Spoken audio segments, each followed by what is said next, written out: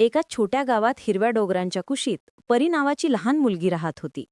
ती नेहमी हसरी, निरागस, पण थोडीशी घाबरट होती. तिला धावायचं खूप आवडायचं, पण प्रत्येक वेळी ती इतरांपेक्षा मागे पडायची. दर सकाळी शाळेत जाण्यापूर्वी ती अंगणात थोडं धावायची. सूर्य उगवायचा, पक्ष्यांचे आवाज यायचे, आणि परी आपल्या लहान पावलांनी पुढे धावायची. ती कधी पडायची, कधी दमायची, पण पुन्हा उठून हसत धावू लागायची. एके दिवशी गावात मोठी धावस्पर्धा जाहीर झाली. सगळीकडे तयारी सुरू झाली. मुलं जोमाने सराव करू लागली.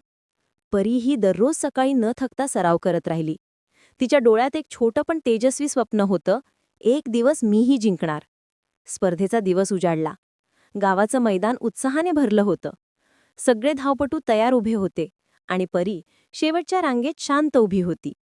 तिचं मन धडधडत होतं, पण तिच्या चेहऱ्यावर आत्मविश्वासाचा हसू होतं. स्पर्धा सुरू झाली. सगळे वेगाने धावू लागले. परी थोडी मागे राहिली, पण ती थांबली नाही. तिने निसर्गाच्या तालात आपल्या श्वासाशी एक लय साधली.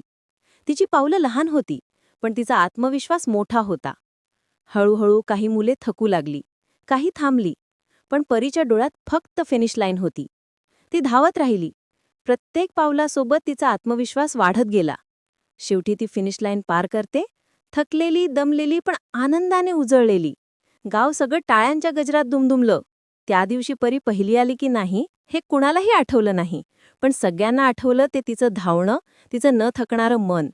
त्या दिवसानंतर सगळे म्हणू लागले, हीच ती लहान परी जिनं आत्मविश्वासाने जग जिंकलं.